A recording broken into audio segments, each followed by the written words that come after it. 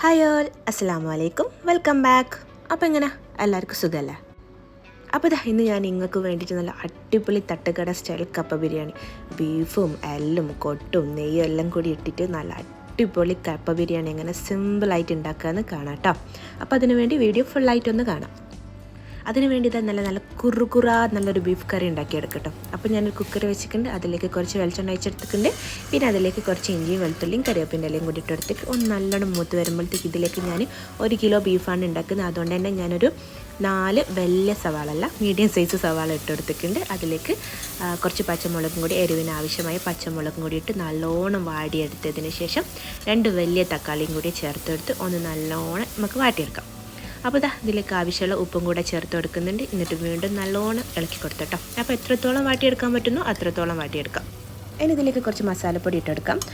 3 table spoon മല്ലിപ്പൊടി, 1 table spoon മുളക് പൊടി, 3/4 ടേബിൾ സ്പൂൺ മീറ്റ് മസാല. അപ്പോൾ നമ്മൾ ഇപ്പോഴത്തേക്ക് ടേബിൾ സ്പൂണാണ്.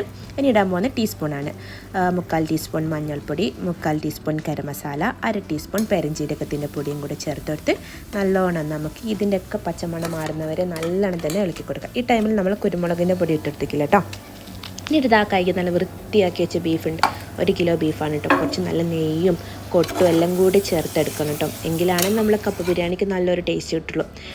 വെറും നമ്മൾ ബീഫ് മാത്രം വെച്ച് ഉണ്ടാക്കുന്നതിനേക്കാളും നല്ല ടേസ്റ്റ് ആയിരിക്കും കുറച്ച് നെയ്യും എല്ലാം കൂടെ ചേർത്ത് ഉണ്ടാക്കുന്നു കേട്ടോ. പിന്നെ ഇത് വേവാൻ ആവശ്യമുള്ള വെള്ളം ഒഴിച്ച് കൊടുക്കാം. എന്നിട്ട് നല്ലോണം ഒന്ന് ഇളക്കി കൊടുക്കട്ടോ. എന്നിട്ട് നമുക്കിതൊന്ന് മൂടി വെച്ചിട്ട് നമ്മൾ ബീഫ് ഒന്ന് വേവുന്നത് വരെ, നല്ലോണം ഫൈനായിട്ട് വേവുന്നവരെ നമുക്കിത് വിസിലടിച്ചെടുക്കട്ടോ. അപ്പോൾ ഓരോരുത്തരുടെ ബീഫിനനുസരിച്ച് വേവിച്ചെടുക്കാം. ഇനി ഇവിടെ ഞാൻ കുറച്ച് പൂള എടുത്ത് വെച്ചിട്ടോ. കപ്പ ഞാൻ ഫ്രോസൺ എടുത്ത് വെച്ചത്. നിങ്ങൾക്ക് ഫ്രോസൺ കിട്ടിയെങ്കിൽ നോർമൽ കപ്പ വൃത്തിയാക്കിയിട്ട് 1 കിലോ കപ്പ എടുത്ത് വെച്ചാൽ മതി കേട്ടോ.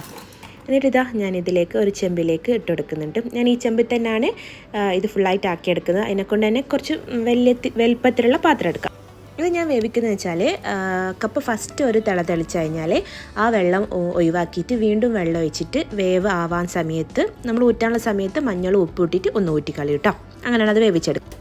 ആ ടൈം കൊണ്ട് നമ്മൾ ബീഫൊക്കെ നല്ലോണം വെന്ത് ചൂടൊക്കെ ആറി നല്ല സെറ്റാക്കി എടുക്കുന്നുണ്ട് കേട്ടോ. നല്ല ടൈറ്റായിട്ടാണ് നമ്മൾ കറിയുള്ളത് കേട്ടോ. അപ്പം ഇതിലേക്ക് കുറച്ചും കൂടെ വെള്ളം ഒഴിച്ചെടുക്കാൻ പോവാണ്. അപ്പോൾ ഇത്രയും ടൈറ്റ് നമുക്ക് ആവശ്യമില്ല, കാരണം നമ്മൾ പൂളയൊക്കെ ഇട്ട് കപ്പയൊക്കെ ഇട്ടിട്ട് നല്ലോണം മിക്സ് ആക്കി എടുക്കണ്ടേ. അപ്പം തന്നെ കുറച്ച് വെള്ളം പോലെ ആക്കി എടുക്കുന്നുണ്ട് കേട്ടോ. എന്നിട്ട് ഇതിലേക്ക് കുറച്ച് മല്ലിയിലയും പുതിനയിലയും കൂടി കട്ട് ചെയ്ത് ചേർത്ത് കൊടുക്കുന്നുണ്ട് കേട്ടോ. അപ്പോൾ നമ്മൾ ബീഫ് കറി ആദ്യമേ കുറച്ച് ടൈറ്റിലെടുത്ത് കഴിഞ്ഞാൽ നമ്മൾ പൂളയൊക്കെ ഇട്ട് മിക്സ് ആക്കുന്ന സമയം ഇത് വല്ലാണ്ട് കട്ടിയായി പോട്ടോ. ഇനി ഇതിലേക്ക് ഞാൻ 1 ടേബിൾ സ്പൂണ് കുരുമുളക് പൊടി ലാസ്റ്റ് ചേർത്ത് കൊടുത്തിട്ട് ഒന്ന് മിക്സാക്കി ഒന്ന് തിളപ്പിച്ചെടുക്കുന്നുണ്ട്. അങ്ങനെ ബീഫ് കറി ഇവിടെ റെഡി ആയി കേട്ടോ. ഇനിയിപ്പോൾ കപ്പ ബിരിയാണിയിലേക്ക് സ്കിപ്പ് ചെയ്യാൻ പറ്റാത്ത ഒരു സ്റ്റെപ്പാണ് കേട്ടോ. ഒരു പാൻ വെക്കുക, വെളിച്ചെണ്ണ ഒഴിക്കുക, കുറച്ച് മാത്രം വെളിച്ചെണ്ണ ഒഴിച്ചാൽ മതി കേട്ടോ. എന്നിട്ട് കടുക് ഒന്ന് പൊട്ടിച്ചെടുക്കാം. കടുക് പൊട്ടി വരുമ്പോൾ നമ്മളിതിലേക്ക് കുറച്ച് കറിവേപ്പിൻ്റെ ഇലയും കൂടെ ചേർത്ത് കൊടുക്കാം. എന്നിട്ട് ഇതിലേക്ക് ഞാൻ ചേർത്ത് കൊടുക്കുന്നത് കുറച്ച് തേങ്ങ, ഒരു 4-5 ടേബിൾ സ്പൂണ് തേങ്ങ ചേർത്ത് കൊടുക്കാം കേട്ടോ. എന്നിട്ട് നമുക്കിതൊന്ന് അധികം നല്ലോണം വറുത്തെടുക്കേണ്ട, ഒരു ഗോൾഡൻ ബ്രൗൺ കളറാകുമ്പോൾ നമുക്കിത് മാറ്റി വെക്കാം. ഏകദേശം ഈ ഒരു കളറായി കഴിഞ്ഞിട്ടുണ്ടെങ്കിൽ നമുക്കിത് മാറ്റിയെടുക്കാം കേട്ടോ. ഇപ്പോൾ കപ്പ ഞാൻ ഉപ്പും മഞ്ഞളൊക്കെ ഇട്ടിട്ട് ഊറ്റി മാറ്റി വെച്ചിട്ടോ. ഇനി ഇത് നമുക്കൊന്ന് നല്ലോണം ഒടിച്ചെടുക്കാം. അപ്പോൾ ഒടിച്ചെടുക്കുന്ന സമയത്ത് എന്ന് വെച്ചാൽ നല്ല ഫൈനായിട്ട് ഒടിക്കേണ്ട, കുറച്ച് പുള കടിക്കാൻ രൂപത്തിൽ കഷ്ണങ്ങൾ അവിടെ തന്നെ വെച്ചുകൊണ്ട് നമുക്ക് ഇതിങ്ങനെ ഒടിച്ചെടുക്കാം കേട്ടോ. ഇനി ഇതിലേക്ക് നമ്മൾ നേരത്തെ ഉണ്ടാക്കി വെച്ച ബീഫ് കറിയില്ലേ, അത് ഇതിലേക്ക് ചേർത്തെടുക്കാം.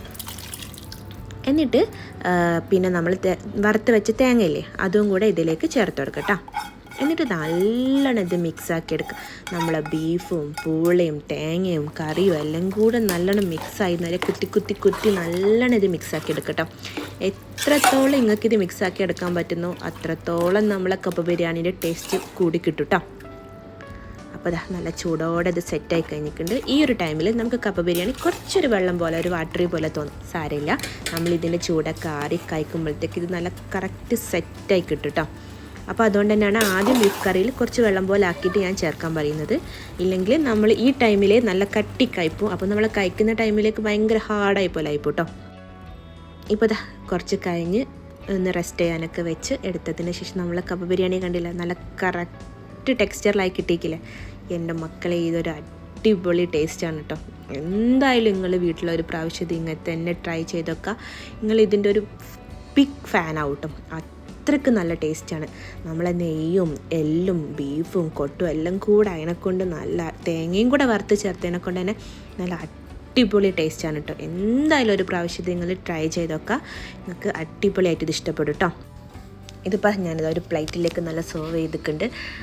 എല്ലോടും ബീഫോടൊക്കെ കൂടെ തന്നെ സെർവ് ചെയ്തിക്ക്. അതേപോലെ നമ്മൾ തട്ടുകട സ്റ്റൈൽ എന്ന് പറയുമ്പോൾ കുറച്ച് മലയാളയും ഉള്ളിയൊക്കെ അതിൻ്റെ മുകളിലേക്ക് അവരിങ്ങനെ സ്പ്രെഡ് ചെയ്തിട്ടിട്ടല്ലേ നമുക്ക് തരിക. ഒരു ചെറിയ പ്ലേറ്റിലേ തരുള്ളൂ അല്ലേ. പക്ഷേ അത് മതി നമുക്ക് കഴിക്കാൻ, ഭയങ്കര ടേസ്റ്റ് ആയിരിക്കും അല്ലേ. അതേപോലെ ഞാനിതാ കുറച്ച് ഉള്ളിയും മലയാളയിലും കൂടി പുതിനയിലെടുത്തിക്കില്ല, മലയാള മാത്രം കൂടി ഇതിൻ്റെ മുകളിലേക്ക് കുറച്ച് സ്പ്രെഡ് ചെയ്ത് വെച്ചിട്ടാ. അപ്പോൾ ബീഫൊക്കെ വാങ്ങുന്ന ഒരു ദിവസം ഇങ്ങനെ ഒന്ന് ഉണ്ടാക്കി വെക്കട്ടോ. എല്ലാവർക്കും ഇഷ്ടപ്പെടും, വീട്ടിലെ എല്ലാവർക്കും ഇഷ്ടപ്പെടും. എല്ലാവരും ഇതിൻ്റെ ഒരു ഫാനാവും. ഓൾറെഡി എല്ലാവരും ഇതിൻ്റെ ഫാൻ തന്നെ ആയിരിക്കും അല്ലേ.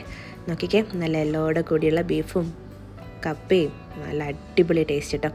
അപ്പോൾ നിങ്ങൾക്ക് എൻ്റെ വീഡിയോയും റെസിപ്പിയും ഒക്കെ ഇഷ്ടമായിട്ടുണ്ടെങ്കിൽ എൻ്റെ ചാനലൊന്ന് സബ്സ്ക്രൈബ് ചെയ്യുക, കൂടെ എല്ലാ ബെല്ലൈക്കണും കൂടെ പ്രസ് ചെയ്യുക. നിങ്ങളെ സപ്പോർട്ട് ഉണ്ടെങ്കിൽ മാത്രമേ എനിക്ക് വീഡിയോ മുന്നോട്ട് ചെയ്യാൻ പറ്റുള്ളൂ. അപ്പോൾ പ്ലീസ് സപ്പോർട്ട്. ഇൻഷാ അല്ലാ ഇനി അടുത്ത വീഡിയോ ആയിട്ട് വരുന്നുണ്ട്. അപ്പോൾ നിങ്ങളെല്ലാവരും എൻ്റെ വീഡിയോ കാണാം, അഭിപ്രായങ്ങളൊക്കെ അറിയിക്കാം. അപ്പോൾ പിന്നെന്താ, thank you for watching my video. By.